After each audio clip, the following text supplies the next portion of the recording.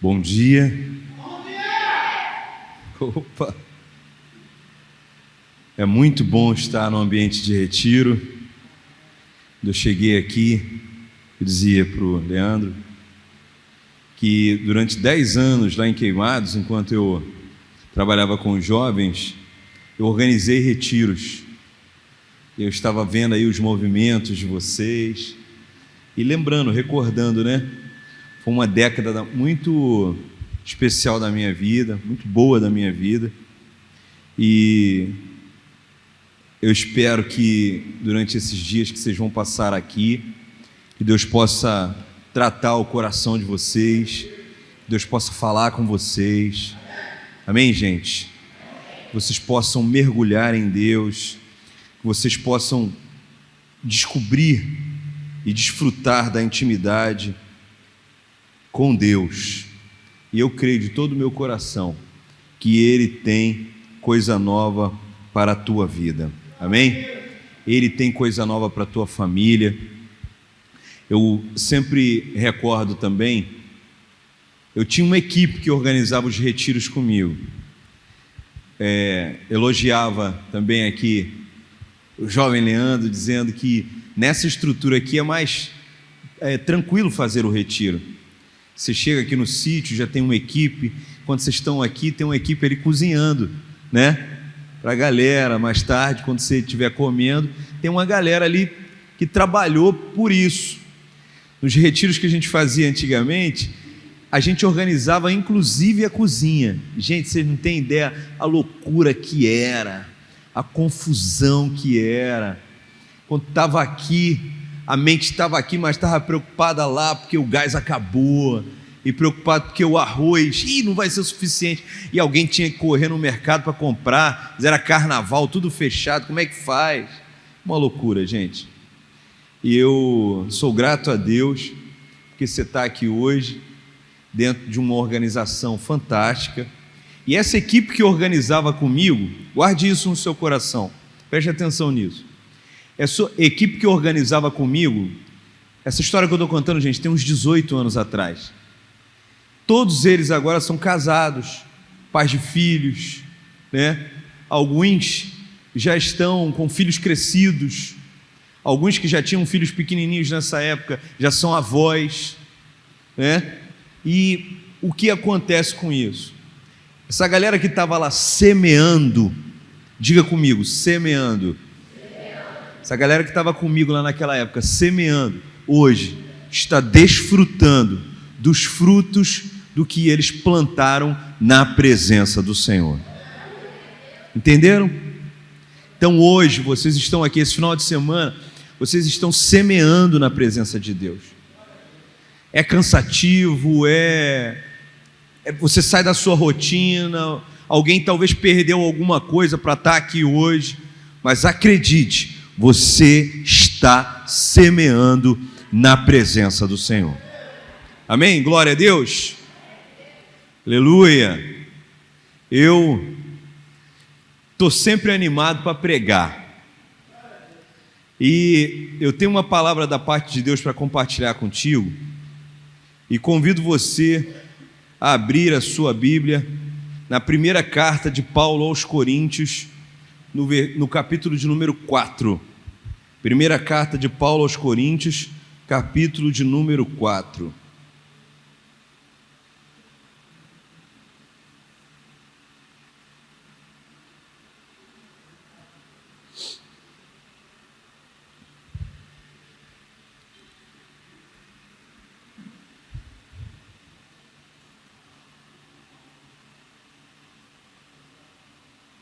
Quero ler apenas o versículo 1, nesse primeiro momento.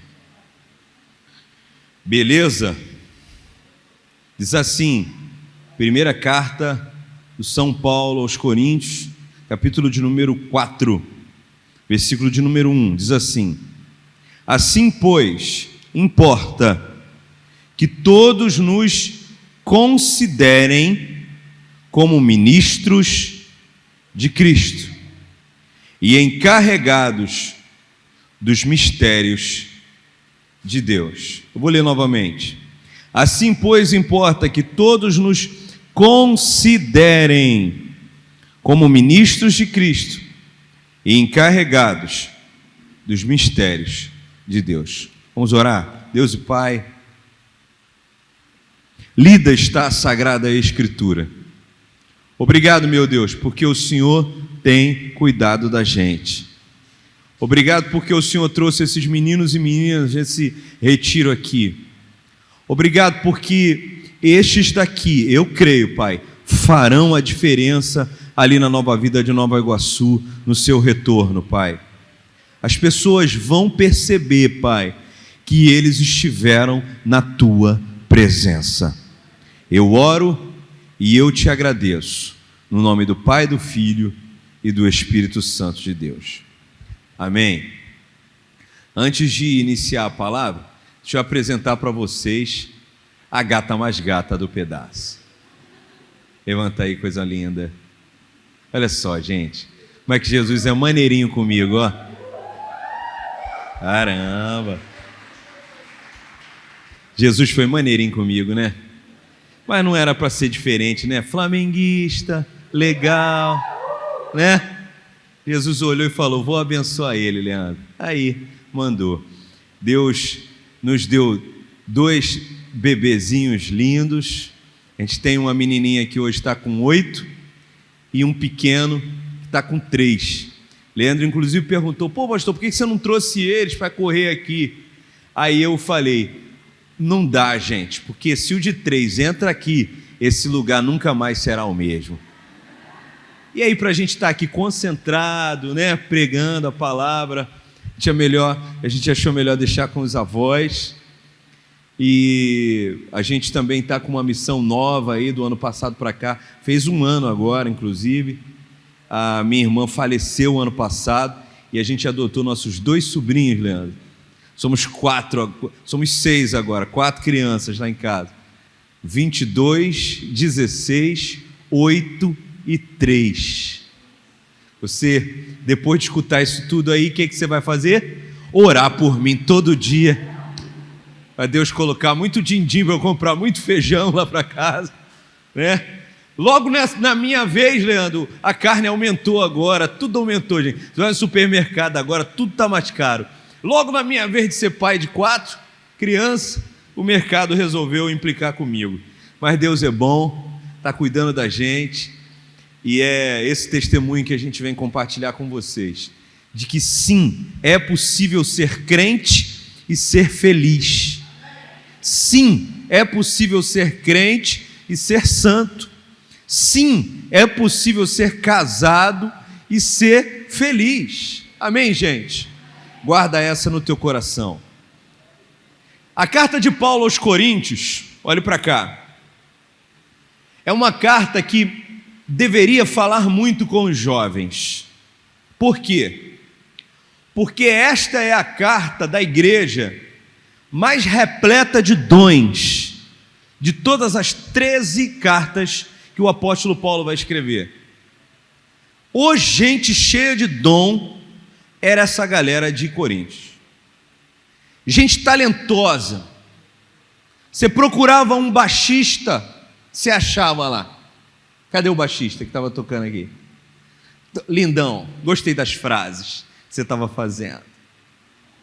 Você procurava um guitarrista, né, que ganhava só notão no Guitar Hero, você achava lá. Cadê o guitarrista? Estava aqui. Cadê o guitarrista? Cadê o guitarrista? Guitarrista, foi beber água? Depois... Não está ali, não é aquele de verde, não, o guitarrista? Não, aquele é o do violão, né? Agora, o do teclado, eu estava ligado em você, nas frases que você estava montando aqui, e eu estava curtindo o guitarrista, tecladista. E você procurava talento, e você achava aqui.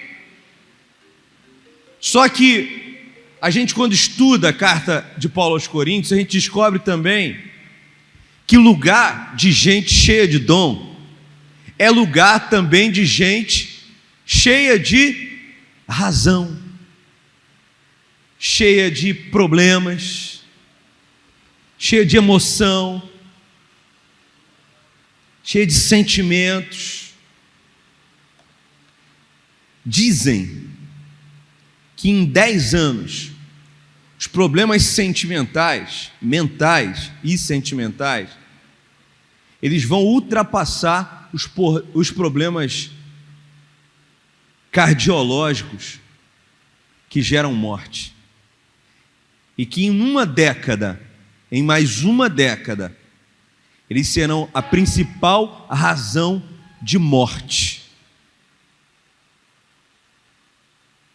A gente viu agora, há um mês atrás, que um grupo de jovens que voltou a estudar ficou tenso, porque tinha que fazer uma prova, e uma histeria coletiva se deu lá no Nordeste, numa escola no Nordeste, aqui no Brasil. E 25 jovens, numa espécie de histeria coletiva, tiveram um ataque de pânico e precisaram ser socorridos no hospital porque passaram mal, numa crise de ansiedade, ao mesmo tempo. 25 jovens. Um fenômeno raríssimo. O fato é que no lugar onde tem muito dom, onde tem muito talento, tem também muito problema. E você talvez não saiba disso, mas a igreja de Nova Vida de Nova Iguaçu, a igreja que eu tenho certeza que a maioria de vocês congrega, ou está visitando, ou se ainda não firmou com o Senhor, que no nome do Senhor Jesus, ao término desse retiro, você tenha decidido firmar com o Senhor e na presença do Senhor, amém? Talvez você não saiba, mas a igreja de Nova Vida de Nova Iguaçu sempre foi um celeiro de pessoas cheias de dom, que foram enviados e espalhados pela Baixada Fluminense inteira. E a igreja de Nova Vida, lá de Queimados, inclusive onde eu sou pastor, é fruto do evangelismo da igreja que você faz parte. Quantos podem dar glória a Deus? Um dia desse alguém falou assim para mim: pastor, eu vou fazer uma visita essa semana. Um amigo meu que mora na Baixada, ele não é crente. Pastor, vou fazer uma visita lá na tua igreja, a igreja que faz parte lá da igreja do Senhor. É mesmo, cara? Mas onde? Onde você vai? Vou naquela lá de Nova Iguaçu. Aí foi, no dia seguinte me ligou e falou assim: meu irmão, que culto legal. Tinha um velhinho lá baixinho com a voz grave. Que coisa maravilhosa. Ele se referiu ao bispo Rubinho, o velhinho baixinho de voz grave. Mal sabe ele que ele estava se referindo a uma das maiores colunas da história do Evangelho na Baixada Fluminense. Nós em Queimados somos frutos. Queimados, Austin, Paracambi, Japeri, Morragudo, toda a Baixada Fluminense foi influenciada pelos dons que Deus colocou e plantou ali na Nova Vida de Nova Iguaçu. Então, qual é a máxima que eu quero defender hoje aqui? Você está congregando num lugar cheio de dons. Porém, segundo os estudos e os exegetas do Novo Testamento, o lugar mais cheio de dom da Ásia Menor, a igreja de Corinto, era também o lugar onde tinha a igreja mais problemática, mais cheio de barreiras para ultrapassar. E aqui, Paulo, diante desta igreja, ele usa aqui um verbo. Ele fala de considerar. Consideração. Ele fala que quando os irmãos daquela igreja fossem olhar uns para os outros, eles deviam se enxergar através dos óculos dessa tal de consideração. Consideração. Dá uma olhadinha aí para o teu lado. Olha aí, vê quem está do teu lado. Faz um elogio aí para quem está perto de você. Um elogio. Espera aí, gente, olha para cá, vou te ensinar a fazer um elogio. Olha aqui, ó. Vem cá. Sabe como é que elogia? Você procura uma coisa legal, né? Se eu tivesse lá no culto, eu ia mandar você elogiar o penteado. Que o penteado das meninas no culto do domingo à noite é como? Sempre caprichado, né? Mas no retiro, o cabelo tá meio presinho, não dá para elogiar muito. Então dá uma olhada aí e vê os olhos, sei lá. A unha. Se a unha estiver ruim, disfarça e olha para o pé. De repente tem um chinelo maneiro.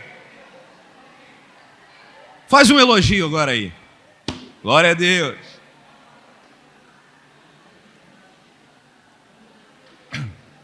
Foi isso que Paulo mandou fazer, Leandro.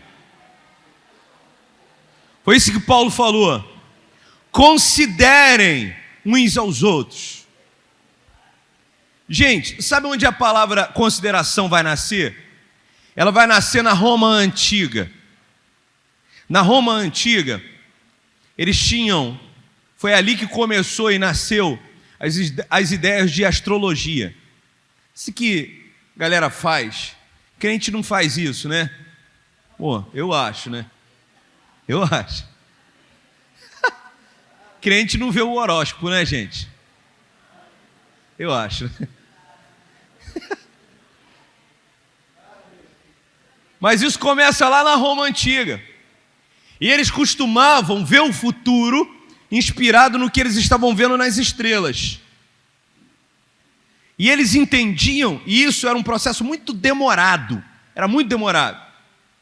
Eles analisavam as estrelas, montavam aqueles mapas astrais e pensavam o futuro. Era assim que os romanos viam o futuro. E essa palavra consideração, ela é um misto de junto com e siderar, estrelas. Junto das estrelas. Ou seja, é um movimento que o romano precisava fazer, considerar, era um movimento que o romano precisava fazer para olhar alguma coisa ou alguém, e isso demorava muito tempo. E aí Paulo vai dizer aqui para a gente, considerem uns aos outros. Esse retiro, ele fala de intimidade, ele fala de proximidade. E retiro, este retiro tem essa temática, mas retiro, todo retiro tem esse pressuposto. Alguns que você só conhecia daqueles 5 minutos antes do culto, para quem chega atrasado nem tem esses 5 minutos, ou talvez você só conheça alguns dos que estão aqui de uns 20 minutinhos depois do culto, talvez, uma festinha, um churrasquinho que já rolou. Talvez você não saiba nem o nome de metade das pessoas que estão aqui. E aqui, Paulo fala, vocês devem considerar. E o que eu aprendo aqui com Paulo? É que para considerar o outro, eu preciso gastar tempo. Se tem uma coisa que a gente faz mal, é conhecer o outro hoje.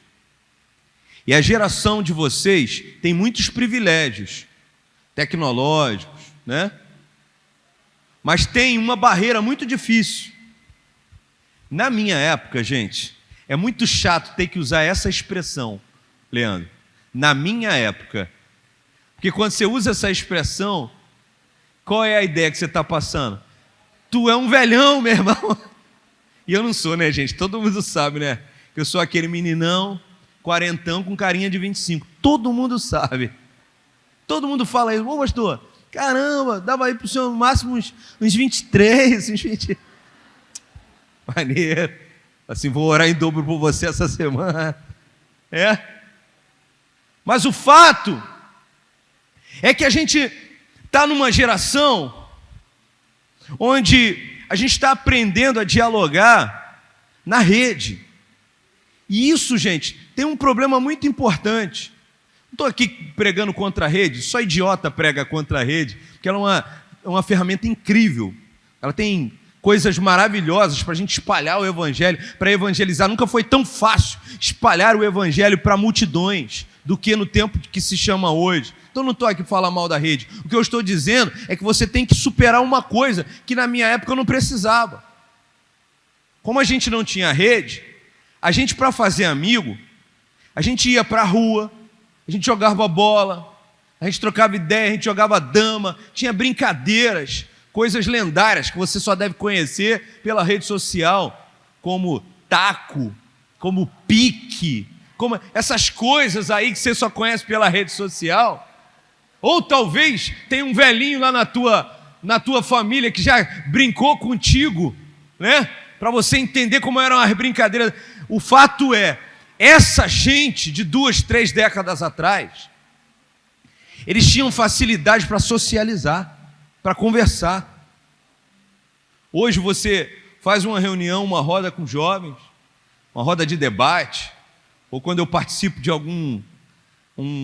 uma palestra, alguma coisa, você pede para alguém dar opinião, ninguém fala. Por quê? Porque você está treinado a falar só com o dedão. Só com, né? Essa é a barreira que tem que ser superada. E Paulo desafia a tua geração, a geração que você está crescendo, porque ele fala: considere, gaste tempo com o outro. Conheça o outro, não a partir daqueles 5 minutinhos que você conheceu no término do culto. Conheça o outro para além da rede social. Alguém aqui tem o costume de botar foto na rede social quando você está cheio de remela no olho? Alguém tem esse costume? Fora o Leandro, você tem esse costume? Ninguém, fora ele, ninguém tem esse costume, gente. Por quê? Porque a persona da rede social é o melhor que a gente quer.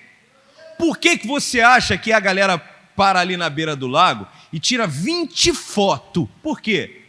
Não bastava tirar uma, meninas? As meninas estão rindo ali atrás. Por que vocês tiram 20? Porque vocês vão jogar 19 fora e vão botar a mais linda do planeta lá no Instagram. Eu não é assim. Aí eu não conheço você, né? Aí eu vou fazer o quê? Vou conhecer aquele irmão. Conhecer um pouquinho melhor aquele irmão, aquela irmã. Como é que eu faço? Entro no Instagram. Só que o Instagram, gente, só tem aquela foto número 20, as 19 foram jogadas fora. Só tem o teu melhor, do teu melhor, do teu melhor, do teu melhor ângulo. Tem uma galera que, se você tentar tirar foto do lado esquerdo, quase te mata. Não, esse não é o melhor perfil meu, não. Tira aqui do meu lado direito.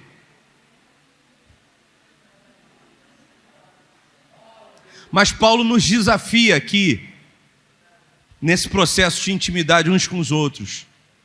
Ele diz: para considerar tem que gastar tempo.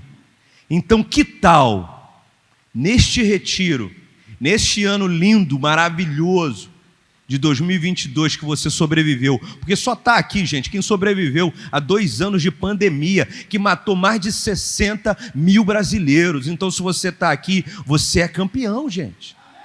Amém? Então, se você sobreviveu a isso e chegou até aqui, que tal você viver o desafio de mostrar a tua intimidade e fazer novos amigos? E não mostrar apenas o teu melhor perfil.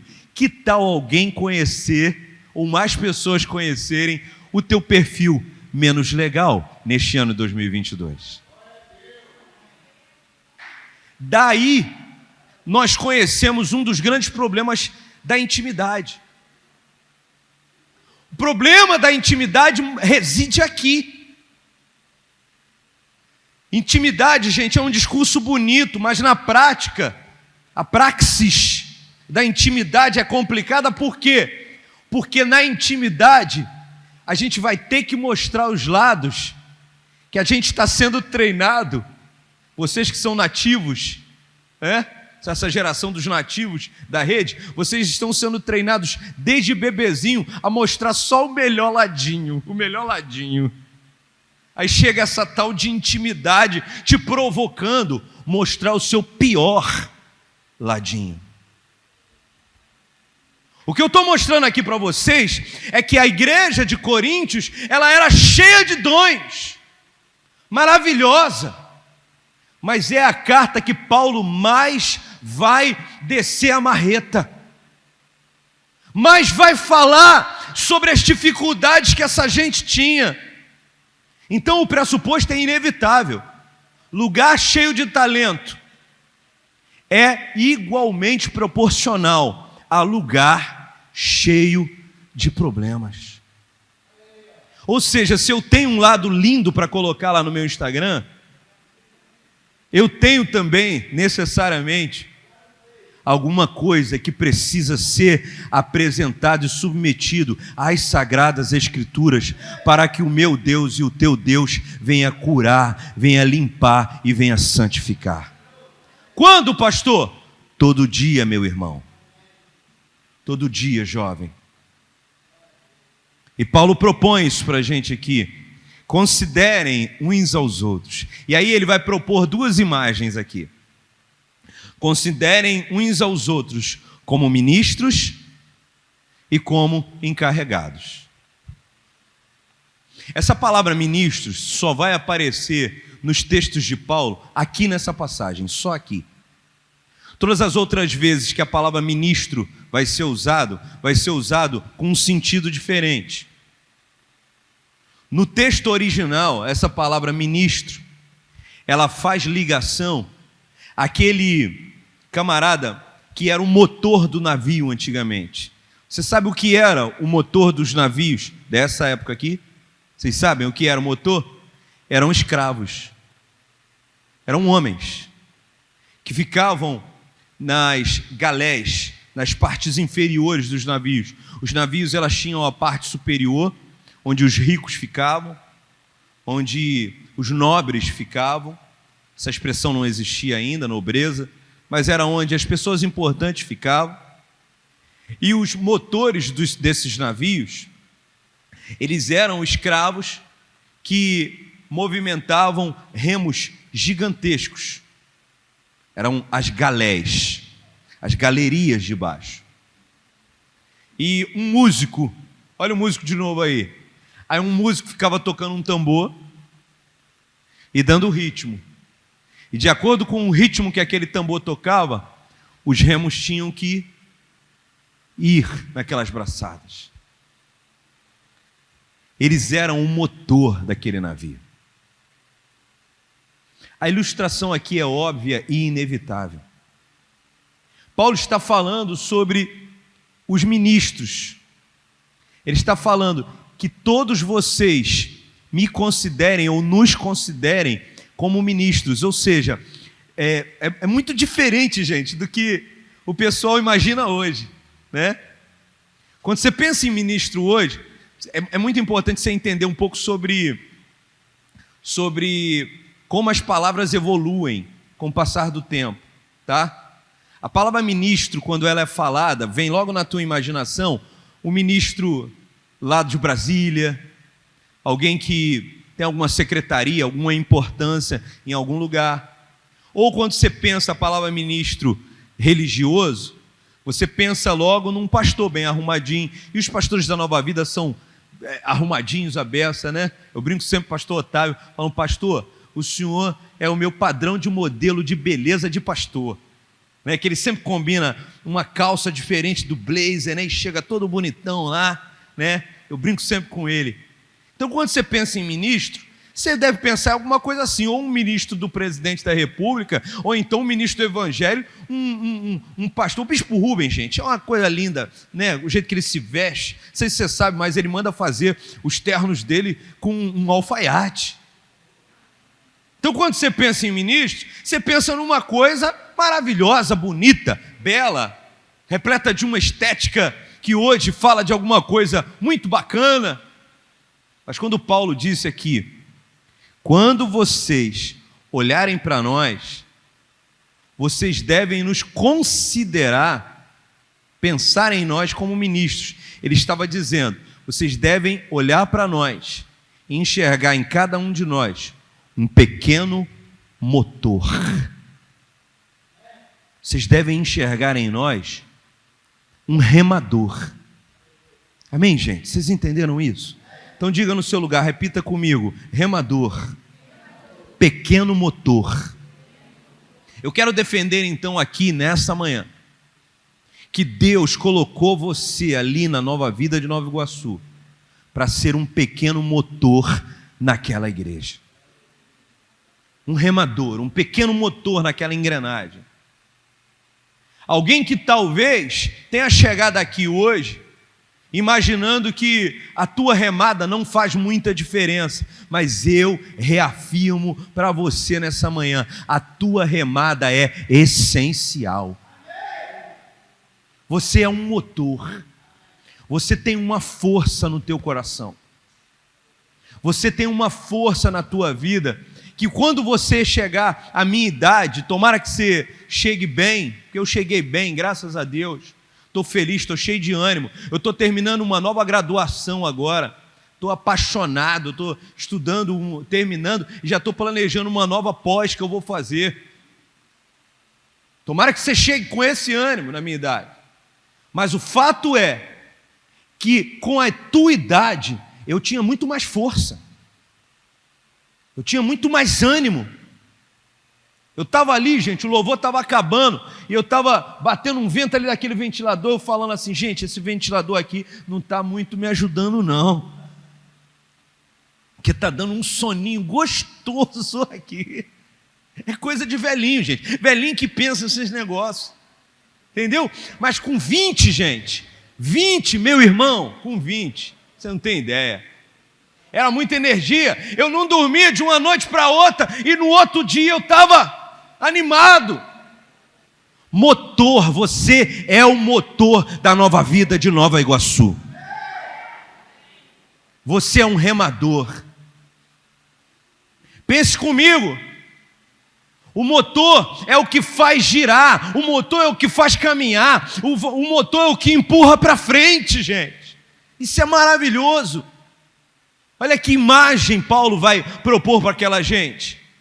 Ele está dizendo, ei, vocês da cidade de Corinto, vocês têm talento, vocês são importantes, vocês precisam superar as suas dificuldades, as suas carnalidades. Por quê? Porque vocês é que estão fazendo esse barco ir para frente.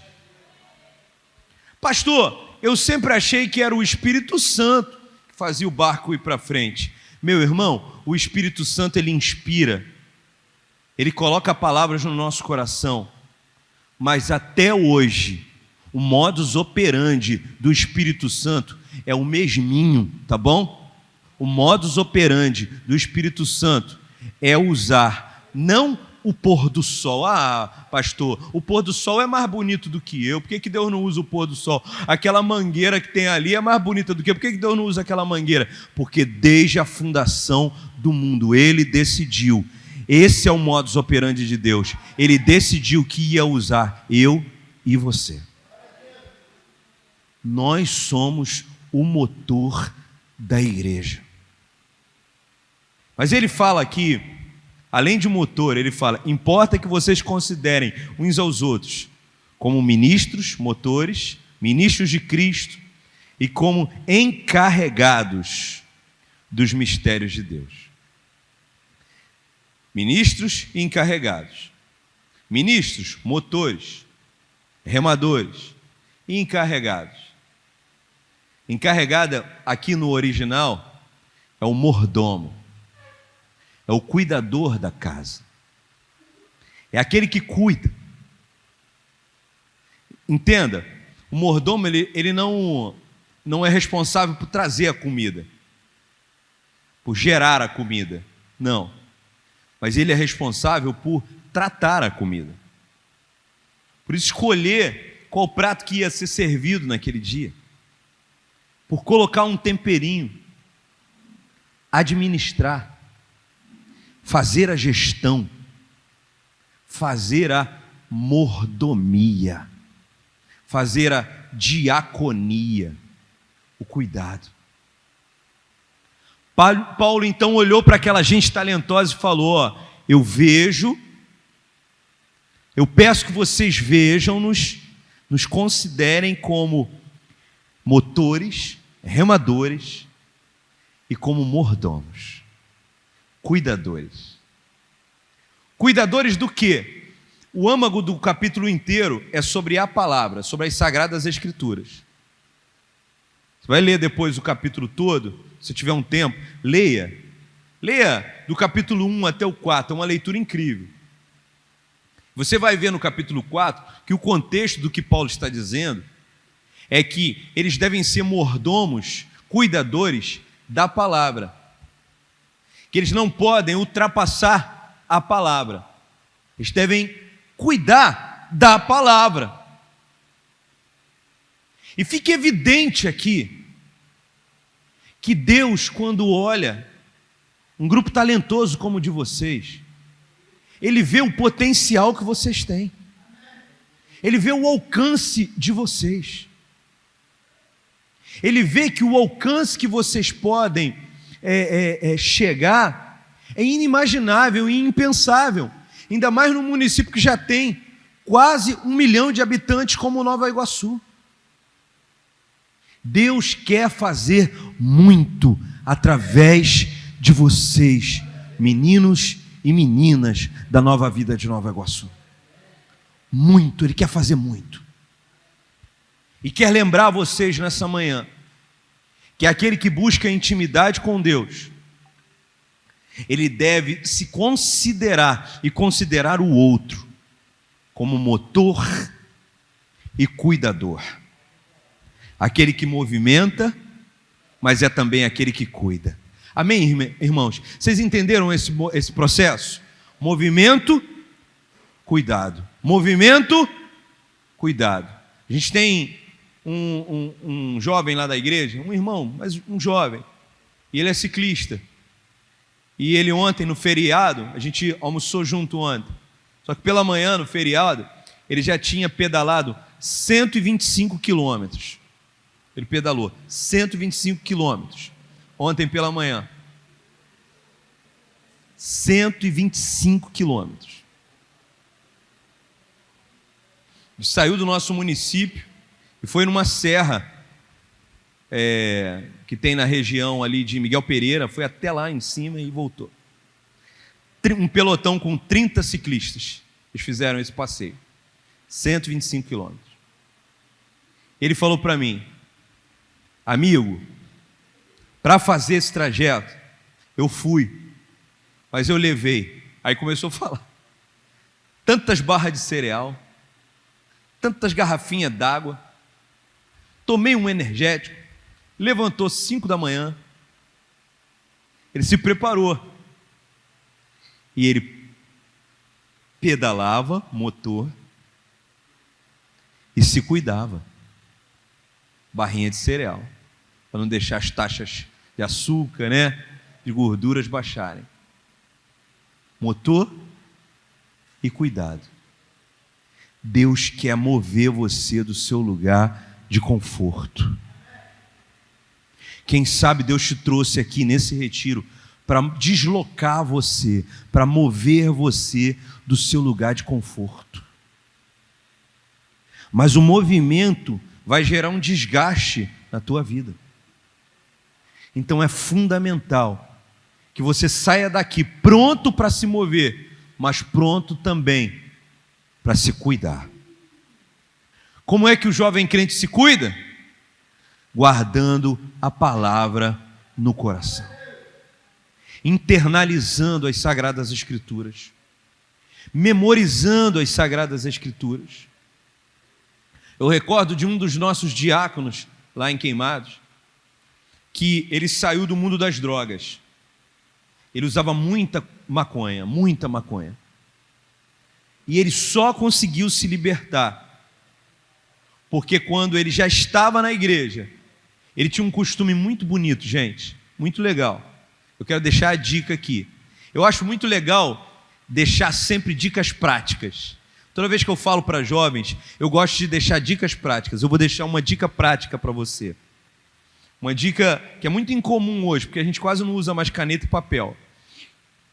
Mas ele pegava versículos da Bíblia. Ele hoje, gente, ele tem de cor capítulos inteiros da Bíblia. Inteiros. A memória dele também é um negócio fora do padrão, né? Ele é muito bom de memória, ele é muito inteligente. E o que ele fazia? No período que ele ainda estava nesse processo de libertação, ele colocava nos 4 bolsos da calça dele 4 versículos. Ele memorizava 4 versículos por dia. Um aqui, um aqui, um aqui, um aqui. E ele ia fazendo esse rodízio. E ele tinha uma brechinha no trabalho dele, ele tirava aquele papel do bolso direito, lia. 1, 2, 3 vezes, guardava. Passava uns minutinhos, tinha mais uma brechinha no trabalho, ele tirava o papel do bolso daqui e lia, memorizar. Passava mais uns minutinhos, ele pegava o daqui. Passava mais uns minutinhos, ele pegava o versículo que estava aqui. Acabava esse processo, ele começava tudo de novo. E passava isso durante o dia inteiro. E todo dia ele memorizava 4 versículos. Hoje é um dos diáconos, um dos melhores pregadores que a gente tem lá nas nossas igrejas, que são algumas, né? Nas nossas igrejas de Nova Vida, lá em Queimados. Gente, é fundamental, eu e você, entendermos que a consideração que a gente tem por nós e que alguém vai ter por nós vai ser algo que precisa ser trabalhado com o tempo. E o tempo destrói crente. O tempo acaba com jovens. Eu falei aqui no início que muitos foram os jovens que estiveram em cadeiras de retiro assim comigo há 18, 20 anos atrás e que hoje são bem-sucedidos, têm uma família bonita, né? Mas o contrário também aconteceu. Muitos jovens que estiveram no lugar que você está hoje, ouvindo palavras como essa, que entendiam que eram motores e que tinham talento, mas que saíram dali, deixaram essa palavra entrar num ouvido e sair no outro. E no término de suas vidas ou de suas juventudes, estão agora, alguns deles lá marcando o 3º, 4º casamento. Alguns deles estão desviados, nem na igreja estão mais.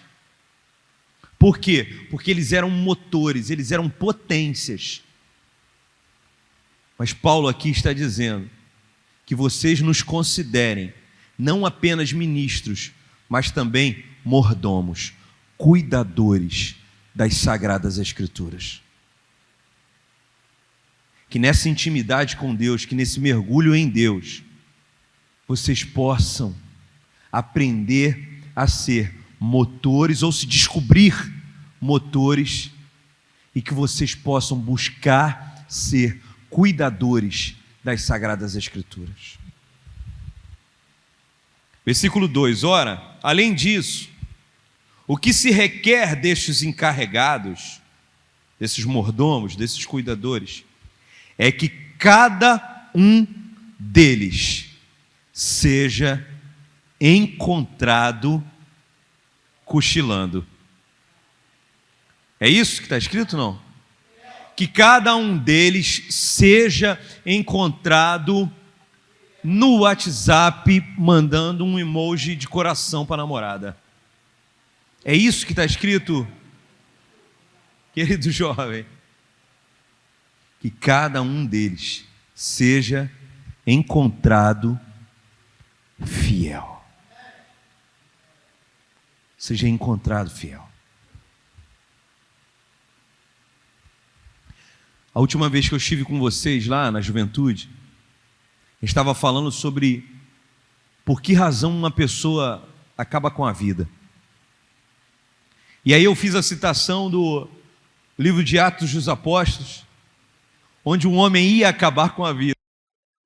Talvez lembra disso. O carcereiro ia acabar com a vida. Ele estava com a vida destruída. O apóstolo Paulo tinha sido arrastado para dentro da cadeia. Ele tinha sido arrastado para dentro do lugar mais tenebroso daquelas cadeias. E aquele homem é que tinha jogado Paulo lá. E a lei romana dizia que se um carcereiro, se um soldado perdesse um preso, ele tinha que pagar com a vida. E a morte era muito cruel, gente.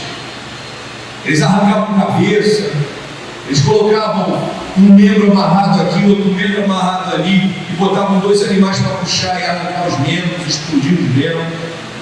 Eram mortes terríveis. Eles colocavam um pedaço de carne podre nas costas, botavam um soldado espantando os corvos e os urubus, e aquela carne podre, os bichos iam entrando para dentro do corpo do vivo. E eles iam dando água para a pessoa não morrer, tá? Porque eles queriam que a pessoa morresse comida de bicho, de infecção generalizada. Eram alguns dos tipos das mortes que aconteciam com os soldados. E aí, o que ele faz? Meia-noite, Paulo e o seu amigo é jogado dentro da prisão, é arrastado. Paulo era um motor, gente, como eu e você, amém? Ele era um motor, ele tinha cuidado da palavra, ele era um motor, ele era um mordomo. Só que o que ele ganhou com isso? Ele ganhou prisão. Arrancaram a roupa dele, arrastaram ele. Agora ele estava cortado, machucado, pelado, jogado na prisão. E que prisão? Não uma prisão qualquer. Alguns exegetas do Novo Testamento vão dizer que essa prisão romana era uma prisão em camadas. E era um buraco onde os presos das camadas 2 e 3 urinavam e defecavam na cabeça do pior preso. E eles eram jogados ali conforme problema que tinha causado. Se fosse uma coisa leve, ficava lá em cima. Se fosse um crime mais ou menos, ficava na cela do meio. E se fosse um crime hediondo, ele era jogado lá embaixo, no buracão.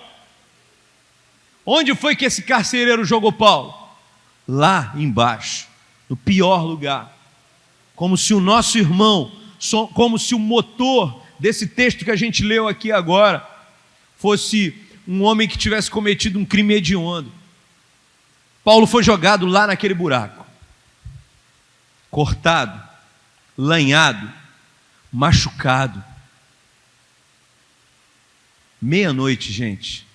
Assim, o carcereiro pegou ele ainda, e o seu amigo, e prendeu o pé dele num grilhão, numa coleira, uma presilha de ferro, enferrujado, e uma bola amarrado ou no chão ou numa bola de ferro. Como se pudesse fugir dali, né, para algum lugar.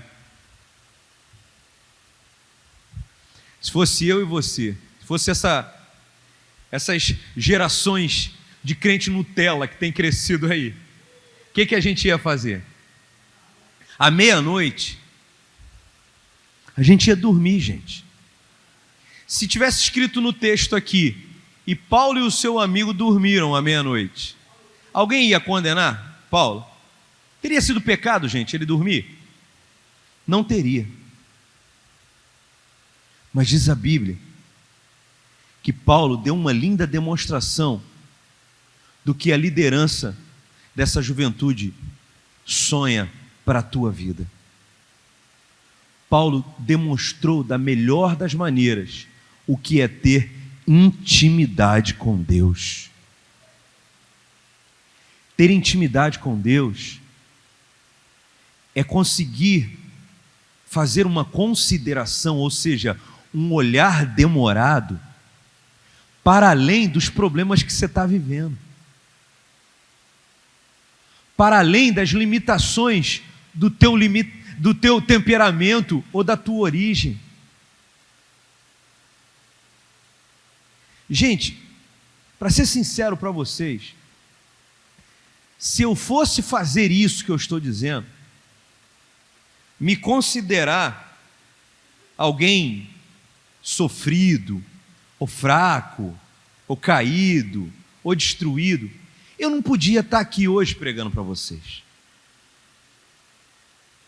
Eu tive uma grande derrota na minha vida há 3 anos atrás. Inclusive, no dia que isso aconteceu, no dia 19 de maio, eu estava pregando lá, na Igreja de Nova Vida de Nova Iguaçu. Talvez você estivesse lá nesse culto, no domingo de manhã. Eu preguei e pedi oração pela minha mãe, que ela estava internada. Na madrugada daquele domingo que eu preguei lá, há 3 anos atrás, 5 da manhã minha mãe passou mal. Ela teve um ataque do coração. Minha ligação com a minha mãe, gente, era a coisa mais linda do mundo. Eu tenho a alegria de ser flamenguista e aprendi com ela. Oh. A veinha era flamenguista, gente. Ela detestava jogo igual teve dessa semana. Terminou Flamengo e Palmeiras 0-0. Ela ia ter falado: esse jogo não prestou não, meu filho. Jogo bom é que termina 5-5, meu filho. 4-4. Ela adorava gol, gente. Quer ver minha mãe feliz? O jogo, Leandro, terminar e ir para os pênaltis. Ela dizia, eu falava, mas mãe, pênalti dá nervoso, mãe. Ela, não, meu filho, isso é a garantia que vai ter mais gol. Ela adorava gol. Há 3 anos atrás, 19 de maio de 3 anos atrás, domingo de manhã, eu estava pregando lá em Nova Iguaçu. E 5 da manhã eu internei ela na UPA de Queimados. Ela passou mal, eu levei ela para a emergência. E ela já estava melhor. Eu liguei para o pastor Otávio e falei, pastor, dá para ir. Fui, preguei. Acabou o culto. Fui visitá-la. Meus irmãos foram, todo mundo foi visitá-la, meus primos, todo mundo. Foi a nossa despedida. Preguei no culto da noite lá em Queimados. Foi uma bênção, foi muito legal. Cheguei, nem troquei de roupa. Aquela roupinha ali de pastor mesmo, tirei só o colarinho. E fui para o hospital visitá-la. Ela estava conversando, brincando, riu. Perguntou pela Jéssica, falou, meu filho, cadê a Jéssica? Não veio. Era 9 da noite, 9h30 saí de lá. 10 horas cheguei em casa. Quando cheguei em casa, o telefone, quando estava desabotoando a camisa para trocar de roupa e tomar banho, o telefone tocou. Minha irmã me ligando, dizendo que ela estava tendo um segundo ataque cardíaco. Não resistiu, morreu. Acabou minha vida, gente. Eu tomava café da manhã e da tarde todo dia com a minha mãe. Ela fazia, eu sou caçula, gente, de uma família de 5 filhos. Ela fazia leite ninho para mim todo dia de manhã. Todo dia de manhã. Eu gosto de ser feliz, né? De ser engraçado, de ser feliz. Durante esses 2 últimos anos para cá, eu dei uma melhoradinha agora, nesse último ano. Mas ela falava assim, estou com saudade daquele Simval feliz, alegre. Por que, irmãos, que ela estava com saudade? Porque parte desse Simval tinha morrido junto com ela. Aí veio esses 2 últimos anos maravilhosos aí que a gente viveu, né? De pandemia. Aí começou a morrer gente também. Aí começou, eu sou comerciante, eu tenho um comércio. Fui obrigado a fechar minha empresa. Uma sucessão de coisas. Aí o ano passado começou a dar uma melhorada, né? Aí no final, gente, 2020 para 2021, eu preguei lá na igreja, pastor, irmão Leandro. Eu falei, gente, não dá para piorar mais. 2020 foi muito ruim, não dá para piorar. Vamos orar e declarar um ano melhor. Nos 3 primeiros meses de 2021, já tinham morrido 195 mil brasileiros, mais do que tinha morrido em todo 2020, os 3 primeiros meses de 2021. Para piorar, em abril do ano passado, no 4º mês, a minha irmã, que era gerente da minha empresa, pegou coronavírus e foi internada. Ela cuidava do meu pai, que tinha Alzheimer, era cego, surdo, usava fraldinha. Ela cuidava dele e me ajudava a administrar a empresa. Trabalhava 2 horinhas por dia, mas a maior parte do tempo cuidava dele. Ele sentiu falta dela, ela estava internada, mal pra caramba, melhora, piora, melhora, piora, melhora, piora. Mais de 20 dias internada, meu pai sentiu falta dela, não quis mais comer, pegou uma infecção, internei meu pai também. Estava com meu pai e com a minha irmã internada. Uma quinta-feira de abril do ano passado. Eu feliz, consegui internar ele num bom hospital, saí de lá animado e chegou a notícia de que a minha irmã tinha sido transferida para um dos melhores hospitais da Baixada Fluminense do tratamento do Covid. Uma luta, 20 dias ela internada, gente, num lugar precário. Foi aquele período do ano passado que morreu 4 mil pessoas por dia, que não tinha vaga em lugar nenhum, foi nesse período.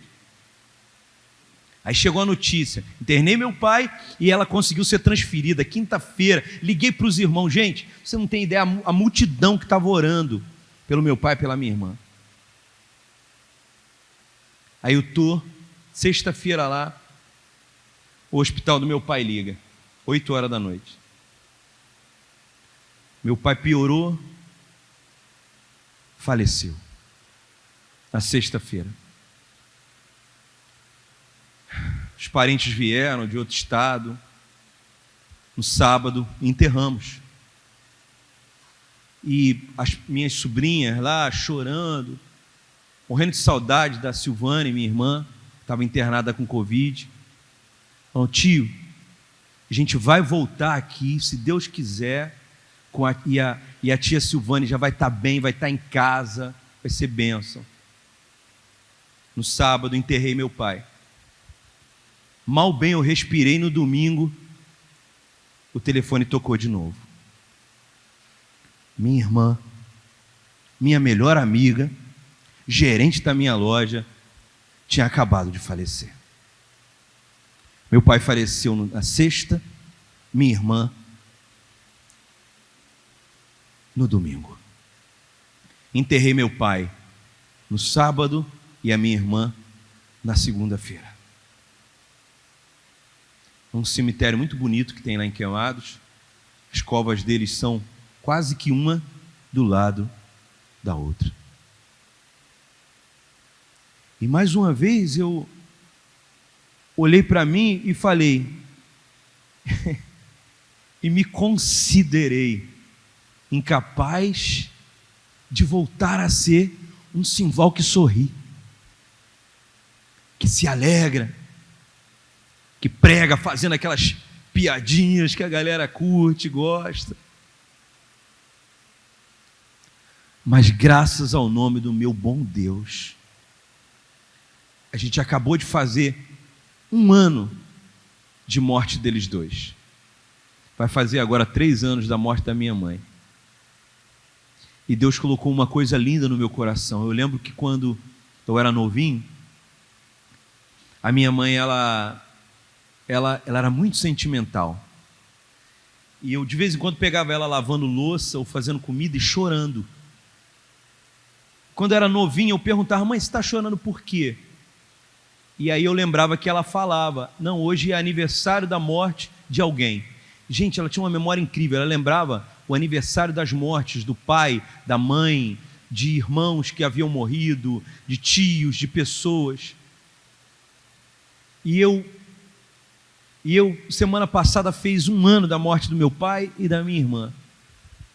E eu falei, eu vou fazer igual a minha mãe, igual a minha irmã.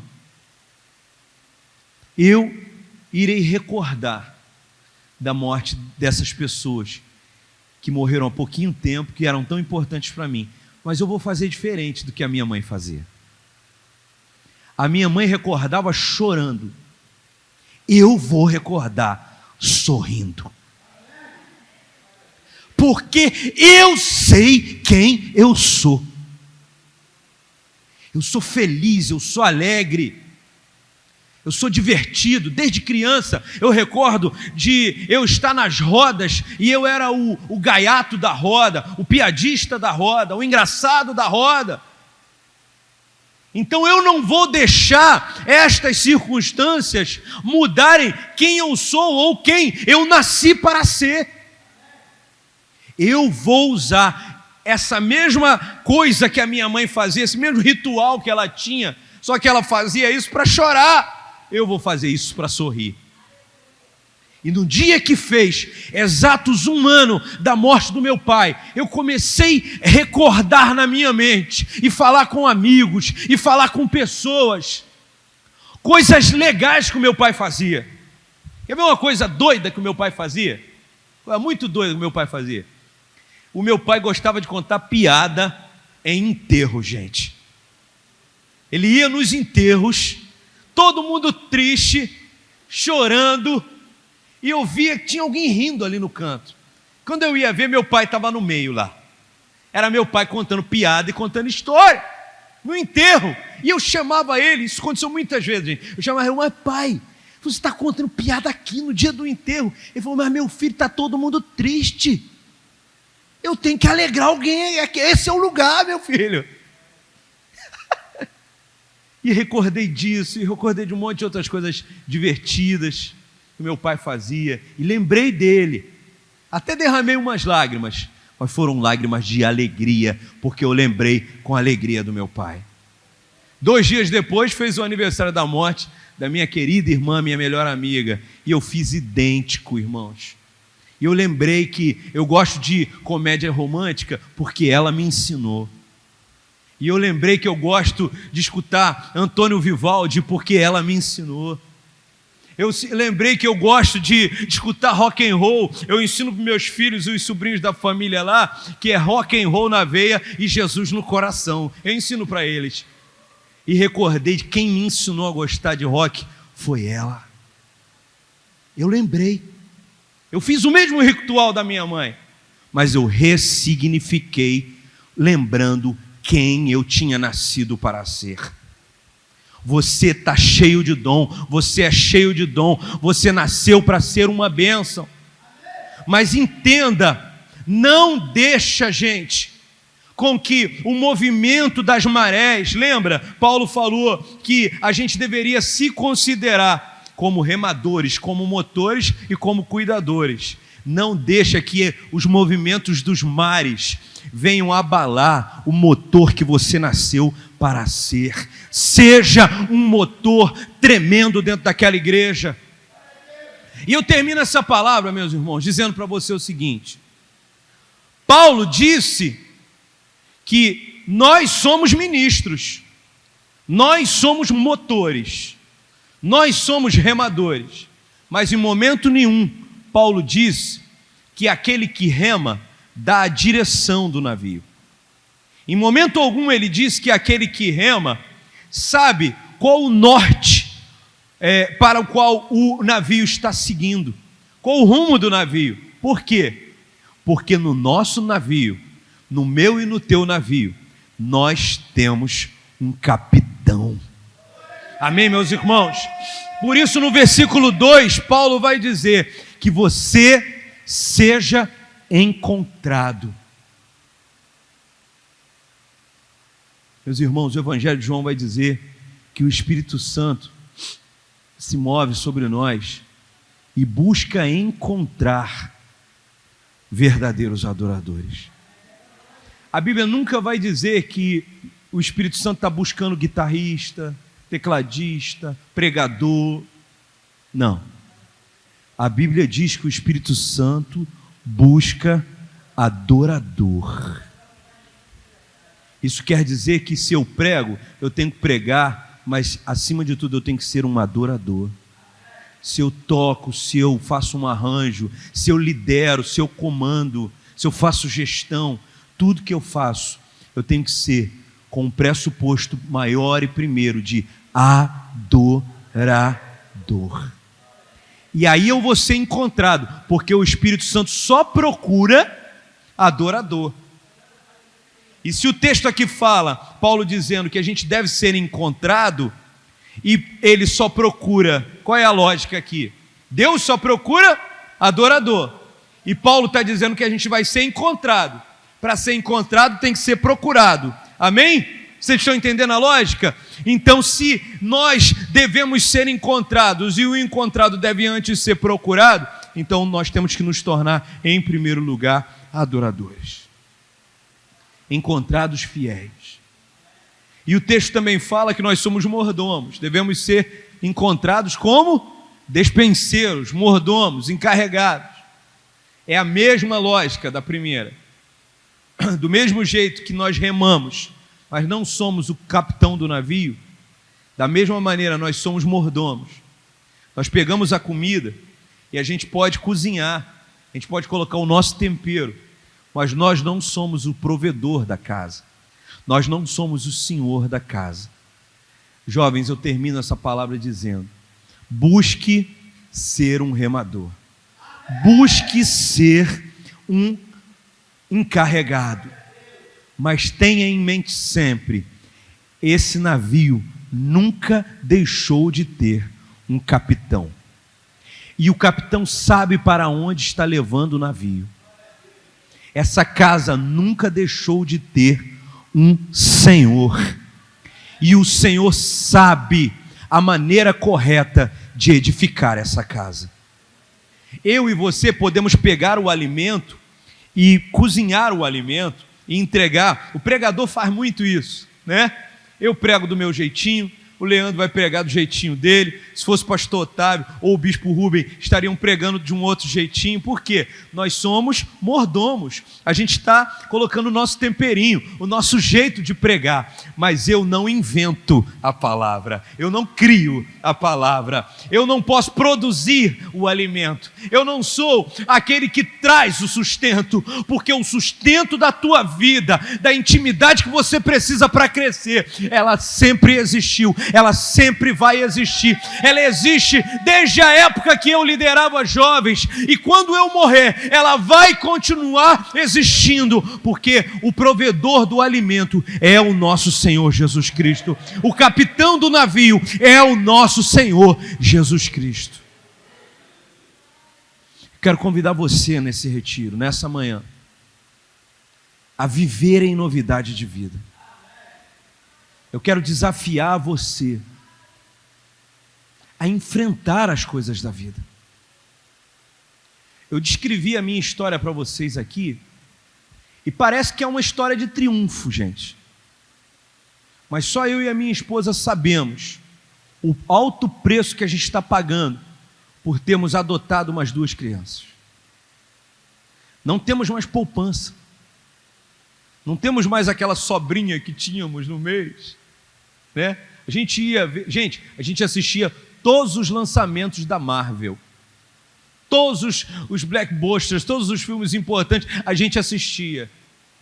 Hoje, se a gente vai no cinema de 2 em 2 meses, é glória a Deus. Há um preço para ser pago, para desfrutar da intimidade. Há um preço para ser pago, para você continuar sendo remador, continuar sendo motor. Talvez você tenha vindo para esse retiro e tua mão já estava cansada de remar. Talvez no teu coração tenha sido: nem queria muito ir nesse negócio, mas estão insistindo. Eu vou nesse negócio para ver se acontece alguma coisa. Que no nome de Jesus, a coisa que vai acontecer é o Espírito Santo de Deus pegar você, te abraçar nessa manhã e dizer: ei, meu filho, o teu lugar é sentado ali embaixo. Mas Espírito Santo, ali embaixo é feio, ali embaixo é cansativo, ali embaixo nem é um lugar de tanta honra. Meu filho, eu quero você remando aquele barco. Muitos ainda vão entrar nesse barco e eles vão para frente porque você está remando, meu filho. Você é motor, meu filho. Não desanima, meu filho, minha filha. Mas pastor, mas Espírito Santo, o meu coração está clamando tantas outras coisas, eu estou cansado, eu não estou aguentando. Quem disse que você é fruto de dar alimento, é aquele que vai dar sustento? Não é, você só ajeita o alimento. Quem te alimenta ainda é o Espírito Santo. Você tem que estar aqui, você tem que ir para a juventude, você tem que ir para as células, para os grupos, para os trabalhos, para os evangelismos, com o desejo de ser motor e com o desejo sedento no teu coração de ser alguém que vai ajudar o Espírito Santo, mas você nunca vai ser o Espírito Santo. Você precisa desfrutar da presença dele. Amém, meus irmãos? Glória a Deus. Que vocês sejam considerados remadores e cuidadores das Sagradas Escrituras.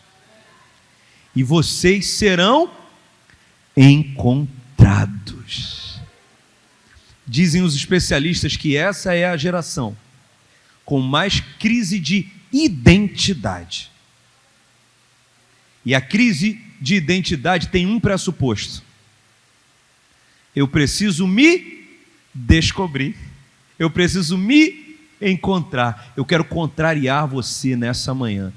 Você não precisa se encontrar, você precisa ser encontrado por um Espírito Santo tão maravilhoso, que uma vez que ele te abraçar, você nunca mais vai ter essa sensação de que precisa se encontrar nos braços de alguém, cheirando alguma coisa, fumando alguma coisa. Não, você será encontrado, e de uma maneira muito específica, descrita aqui pelo apóstolo Paulo, no versículo 2 do capítulo 4, ser encontrado fiel. Amém, jovens? Glória a Deus. Eu quero orar pela tua vida nessa manhã.